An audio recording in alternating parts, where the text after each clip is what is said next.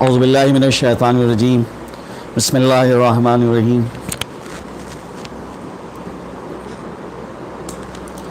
اعوذ باللہ من الشیطان الرجیم بسم اللہ الرحمن الرحیم الحمد للہ رب العالمین والصلاة والسلام علی اشرف الانبیاء والمرسلین خاتم النبیین شفیع ذنوبنا و طبیب نفوسنا مولانا ابی القاسم محمد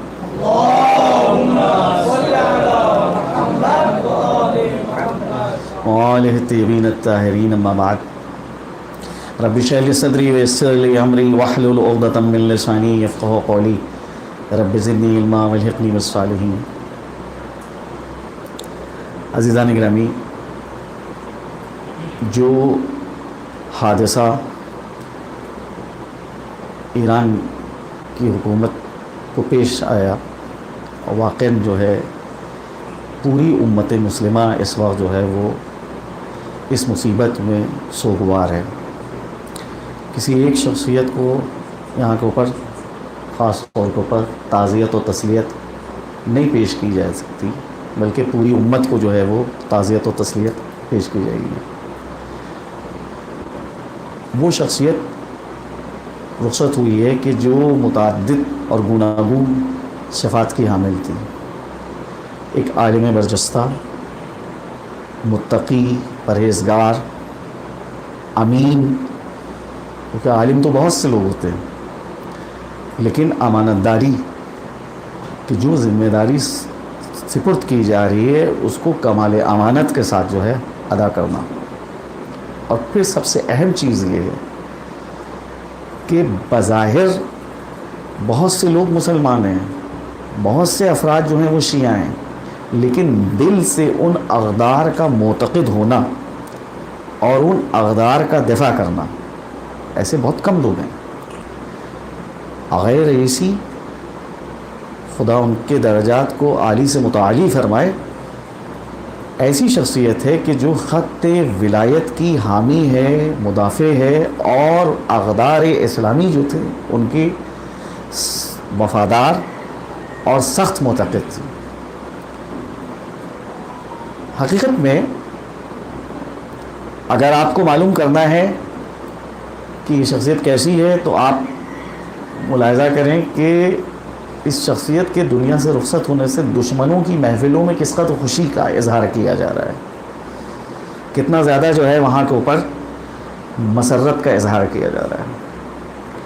بہرحال ایران میں یہ کوئی پہلا حادثہ نہیں ہے، متعدد ایسے واقعات رونما ہو چکے ہیں۔ جب سے انقلاب برپا ہوا ہے اس کے بعد سے مستقل طور کے اوپر ایرانی قوم شہداء کو خدا کی راہ میں تقدیم کرتی رہی ہے، شہداء کو کی شہادت ان کے لیے جو ہے وہ بہرحال کوئی نئی چیز نہیں ہے۔ مستقل طور کے اوپر اس راہ کے اندر وہ لوگ کوشاں ہیں۔ جس وقت ایران میں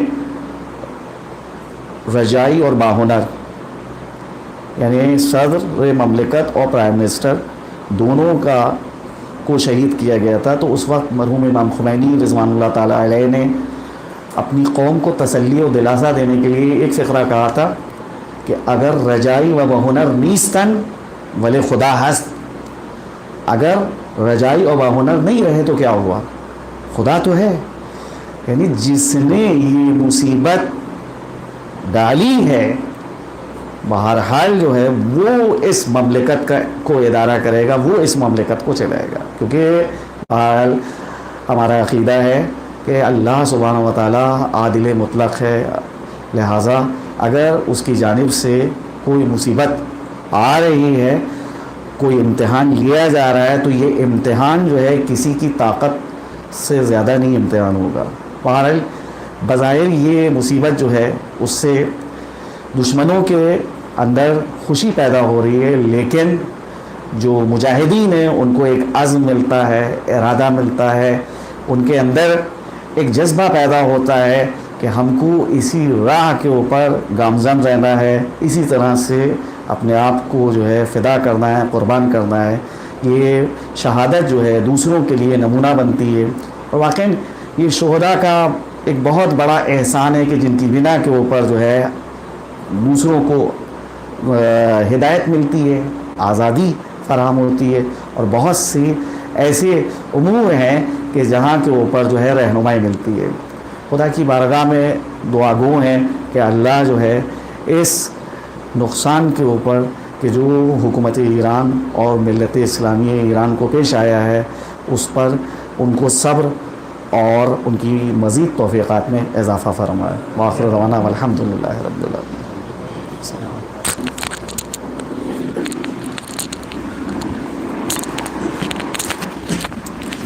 اعوذ باللہ من الشیطان الرجیم، بسم اللہ الرحمن الرحیم، بہ نستعین، اللہم صلی علی محمد وآل محمد، انا للہ و انا الیہ راجعون۔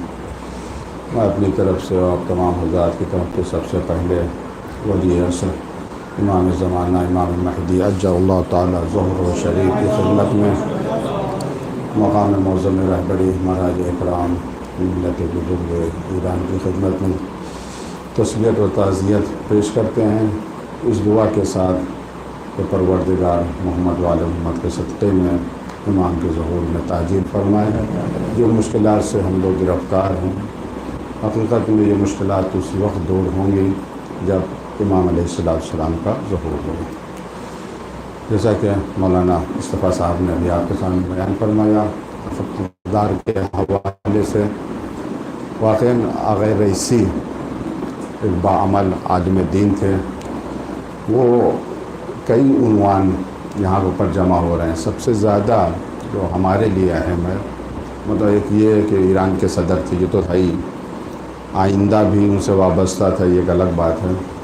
سب سے بڑی بات یہ ہے آغا رئیسی کے لیے کہ یہ خادم امام رضا علیہ السلام تھے۔ جب یہ متولی بنے ہیں حرم میں، حرم امام رضا علیہ السلام کے، اس کے بعد جانا ہوا حرم میں، ایک دم ہی سے پورے نظام کو انہوں نے چینج کیا تھا، بدلا، تو اتنا بہترین نظام کیا تھا کہ دل سے دعائیں نکلتی تھی۔ جیسے ہم لوگوں کی ٹرین مشہد میں داخل ہوتی ہے، فوراً پیغام آ جاتا ہے موبائل کے اوپر کہ ہم زائرین کرام کا استقبال کرتے ہیں۔ آپ کو پتہ ہے کہ جو بھی زائر جاتا ہے اسے امام علیہ السلام کے دسترخوان کی طرف سے دعوت ہوتی ہے، امام کی طرف سے کوپن ہوتا ہے، ملتا ہے کھانے کا، اس کے لیے صبح صبح لائن لگانی پڑتی تھی اور بہت زحمت کرنی پڑتی تھی۔ ہوٹل میں آ کے وہ کوپن دے گئے تھے لوگ، اور ان کو پتہ تھا کہ ہم لوگ کس ہوٹل میں رکے ہیں، کہاں سے آئے ہیں، کیونکہ پورا ریکارڈ ہوٹل والوں کے پاس رہتا تھا، اور ہوٹل میں نہ کہیں لائن لگانے کی ضرورت نہ ہی کچھ، اس طرح سے پورا نظام۔ اردو کے حوالے سے یا انگریزی تو نہیں بتا سکتا ہوں میں، اردو عربی کے حوالے سے پروگرام پہلے بھی ہوتے تھے۔ ان کے زمانے میں اس پروگرام میں یعنی حرم کی طرف سے جو ہوتے تھے مجالس، کئی مرتبہ حقیق کو بھی موقع ملا خمسہ پڑھنے کا، عشرہ پڑھنے کا وہاں پر، یا پھٹ کر مجلس پڑھنے کا۔ ابھی بھی جب سفر میں تھے تو 5 منٹ سے پڑھ کے آئے ہیں۔ پہلے تھا بہت محدود پیمانے پر تھا، اس کو انہوں نے بہت وسیع کیا، کہ ان کا یہ نظریہ تھا کہ یہ حرم امام رضا علیہ السلام عالم تشیع کے لیے مرکز ہے، دنیا کے کونے کونے سے زائرین آتے ہیں، تو جتنے بھی زبان کے جاننے والے ہیں، اردو خاص کر، فارسی میں ہوتے ہیں پروگرام، عربی، ان سب میں پروگرام ہونا چاہیے تاکہ زائرین ٹھیک سے مستفید ہوں۔ اس کے علاوہ بھی بہت سی خدمات ہیں، یہ ہم سب کے لیے، خاص کر آپ کے لیے ایک نمونہ عمل ہیں آغا رئیسی۔ 5 سال کے تھے جب آپ کے والد کا انتقال ہوا، یعنی یتیم بچہ، اور کیسے وہ اس مقام تک پہنچے، ایسا نہیں ہو کہ وہ بہت ہی خاص صلاحیت لے کر آئے تھے، جو صلاحیتیں آپ کے پاس ہیں، جو ہمارے پاس ہیں، وہی ان کے پاس تھی۔ کس چیز نے ان کو اس مقام تک پہنچایا، وہ ان کی محنت تھی۔ ابھی کل یا پرسوں میں ان کا انٹرویو دیکھ رہا تھا ٹی وی کے اوپر، تو اینکر نے ان سے سوال کیا کہ اتنے عرصے سے آپ نظام کی خدمت کر رہے ہیں، کبھی آپ نے چھٹی لی؟ کبھی آپ نے چھٹی؟ سوچنے لگے کہ نہیں، میں نے کبھی چھٹی نہیں لی۔ مقام معظم رہبری نے ان کے لیے جو لفظ استعمال کیا تھا پرکار، یعنی بہت زیادہ کام کرنے والے، نہ تھکنے والے، کام کرتے کرتے یہ تھکتے نہیں تھے۔ یہ ایسی شخصیت تھی جنہیں کام کرنے سے مزہ آتا تھا، لذت آتی تھی.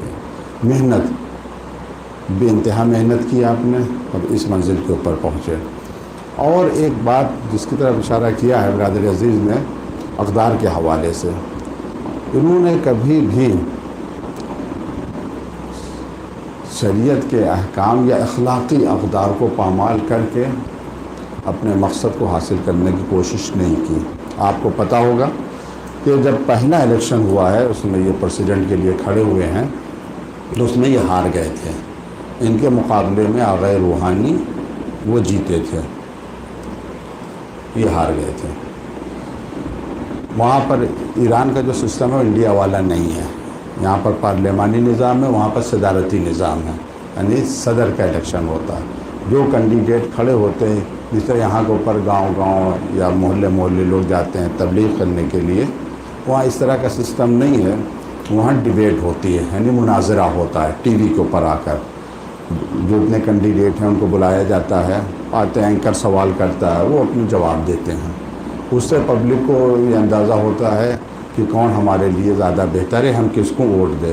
یہ مناظرہ بہت ہی اہم ہوتا ہے. ان کا جو ڈیبیٹ تھا وہ اپنے جواب دیتے تھے، جو اینکر سوال کرتا تھا. ان کے مقابلے میں آغا روحانی تھے، وہ بھی جواب دیتے تھے. اب ہم وہ لفظ تو نہیں استعمال کر سکتے ہیں بہرحال، لیکن آغا روحانی وہ اپنے اعتبار سے جواب دیتے تھے. جو ان کو دینا ہوتا تھا وعدے بھی کر لیتے تھے.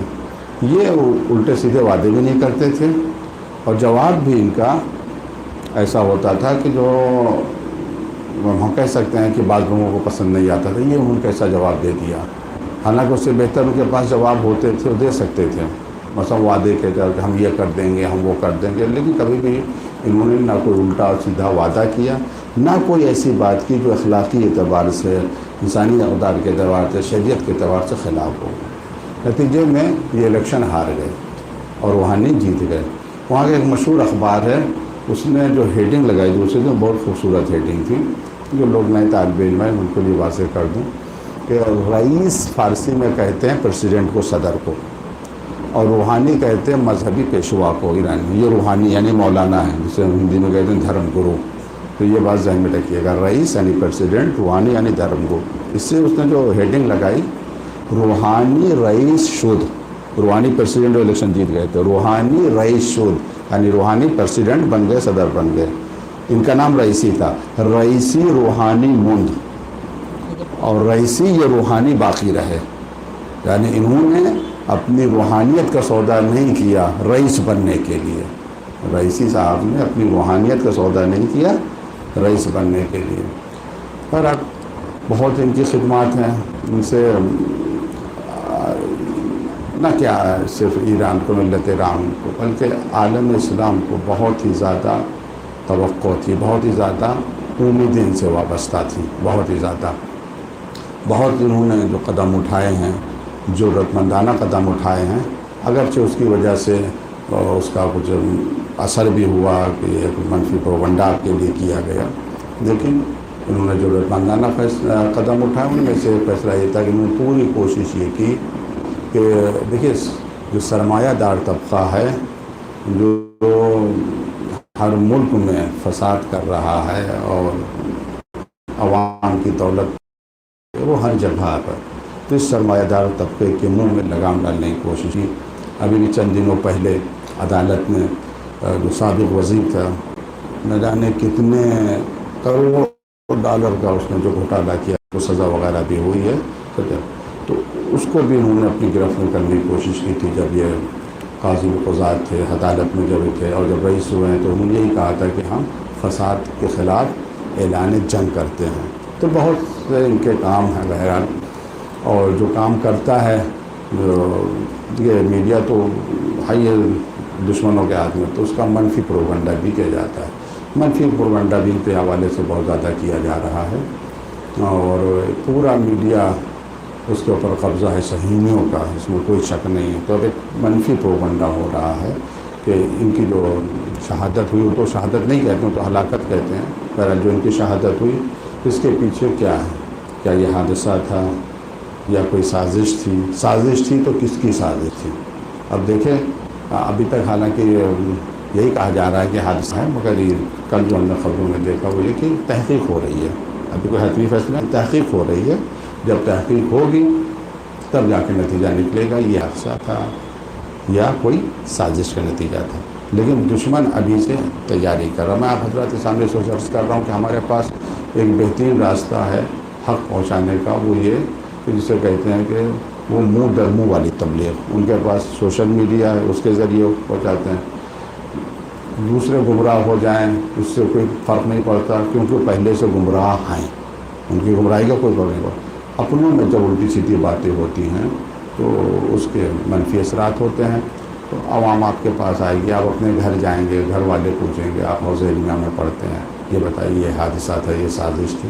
ابھی آج تک میں ایک رپورٹ چھپی ہوئی ہے، میں صبح ہی دیکھ رہا تھا، بہت خطرناک رپورٹ، یعنی اس سازش کی ذمہ داری ایران کے اوپر ڈالی ہے، یہ وہاں اقتدار کی جنگ چل رہی ہے، اس کے نتیجے میں یہ حادثہ ہوا ہے۔ بہرحال ہم انتظار کریں گے، آپ بھی انتظار کیجیے تحقیقات کا، اور ایک امکان ہے کہ سازش ہو اسرائیل کی، امریکہ کے آنکھوں کا کانٹا بن چکے تھے یہ، اسرائیل کے گلے کی ہڈی بن چکے تھے یہ، اس جو 6-7 مہینے میں خاص کر جو جنگ ہوئی ہے۔ آپ خبریں اٹھا کر دیکھیں جو انٹرنیشنل نیوز ایجنسیاں ہیں، ان کا یہ کہنا ہے کہ ایران کا یہ پہلا صدر تھا جس نے کھل کر حماس اور ہوتھی اور حزب اللہ ان سب کی جسے مقاومت کہتے ہیں اس کی حمایت کی ہے، اور ہر طرح سے اس کا سپورٹ کیا ہے، اور یہ ایران کی حمایت کا ثمرہ ہے کہ اسرائیل کا وجود خطرے میں ہے، انشاءاللہ ختم ہوگا، اور مقاومت روز بروز قوی سے قوی تر ہوتی چلی جا رہی ہے۔ لیکن کل جلسہ ہوا تھا جمعہ مسجد میں، تو وہاں ایک جملہ کہا تھا کہ آپ لوگ مطمئن رہیے، ایران میں کوئی شخص حکومت نہیں کر رہا ہے، یہ بات ذہن میں رہے، کہ وہاں نہیں کہ ڈکٹیٹرشپ ہے یا بادشاہت ہے تو ایک کے جانے سے پورے نظام میں خلل واقع ہو جائے گا، کوئی شخص حکومت نہیں کر رہا، ایران میں ایک نظام حکومت کر رہا ہے، وہ نظام ہے نظام ولایت فقیہ، یہ اس کی حکومت ہے، اور جب ایک سسٹم ایک نظام حکومت کرتا ہے تو ایک آدھ دو فرد کے جانے سے نظام نہیں گرتا ہے، جو چلا جاتا ہے اس کی جگہ دوسرا آ جاتا ہے۔ انشاءاللہ جیسا کہ آپ نے فرمایا کہ اگر بہشتی نہیں ہے، رجائی نہیں، تو خدا تو ہے، خدا بہت بزرگ ہے، جو اس کی مصلحت ہے۔ ہم سب کی ذمہ داری ہے کہ ہم دعا کریں، اور دعا کے ساتھ ساتھ جو منفی پروپگنڈا ہے دشمن کا، جہاں تک ہم سے ممکن ہو سکے ہم اس کا جواب دیں، تعزیت کے حوالے سے، تسلیت کے حوالے سے، کیونکہ کوئی ہو سکتا ہے طالب علم کہے کہ ارے ہماری کیا اوقات، ہم کون ہیں تسلیت دینے والے، ہم کون ہیں تعزیت دینے والے۔ اس زمانے میں سب کی آواز بہت ہی اہم رہتی ہے، سب کی آواز، ان سب باتوں کا اثر ہوتا ہے، بے انتہا اثر ہوتا ہے۔ یہ اور بات ہے کہ کچھ لوگ اس اثر کو محسوس نہیں کر پاتے۔ آپ کسی بھی طریقے سے تسلیت و تعزیت دے سکتے ہیں، سب کے پاس ماشاءاللہ سے موبائل ہے، آپ بغیر اسی کی تصویر لگا لیں، یہ تصویر لگانا خود ایک طرح سے تعزیت اور تسلیت دینا ہے۔ میڈیا ان کے پاس ہے، ان کو پتہ ہوگا کہ کہاں کہاں کا۔ اب وہ دیکھیے ایران میں آپ کو پتہ ہے کچھ لوگ ضد انقلاب بھی ہیں، اور جو زیادہ تر باہر ہیں، امریکہ میں، یورپ میں، وہ خوشیاں منا رہے ہیں، ڈانس کر رہے ہیں، ناچ کر رہے ہیں۔ امریکہ کے کسی امریکن سینٹ نے بھی کوئی ٹویٹ کیا، ایکس کے اوپر لکھا، خوشی کا اظہار اس نے کیا، تو دشمن تو خوش ہو گئے ہیں، دشمن تو خوش ہوگا، خوشی منا رہے ہیں، اور بہت، اور ان کے اوپر مختلف الزامات بھی لگا کے خوشی منا رہے ہیں۔ بہرحال انشاءاللہ ان کی خوشیاں جلد از جلد کافور ہو جائیں گی۔ آپ لوگ جتنا ممکن ہو سکے اتنا اس پروگنڈے کا جواب دیجیے، اور دعا کیجیے کہ پروردگار سے نظام کی حفاظت فرمائیں، مقام معظم رہبری حضرت آیت اللہ سید علی خامنہ کی حفاظت فرمائیں، اور جو مخلص ساتھی ہیں رہبر معظم کے، پروردگار ان سب کو اپنے امان میں رکھے، سب کو ہر بلا سے بچائے، اسرائیل اور امریکہ کے شر سے بچائے۔ آخر میں پھر میں اپنی طرف سے اور تمام حضرات کی طرف سے امام زمانہ جل اللہ تعالیٰ ظہور و شریف، مقام معظم رہبری، مراجع کرام، مومنین مومنات، خصوصاً ایران کے مومنین مومنات کی خدمت میں تعزیت و تسلیت عرض کرتے ہیں۔ اس دعا کے ساتھ پروردگار آغا رئیسی اور وزیر خارجہ ان کے ساتھ تبریز کے امام جمعہ، وہاں کے گورنر، پروردگار ان سب کے درجات کو بلند فرمائے، اور جو خلا آیا ہے پروردگار اس خلا کو جلد از جلد پورا فرمائے۔ وآخر دعوانا الحمدللہ رب العالمین، والسلام علیکم ورحمۃ اللہ وبرکاتہ۔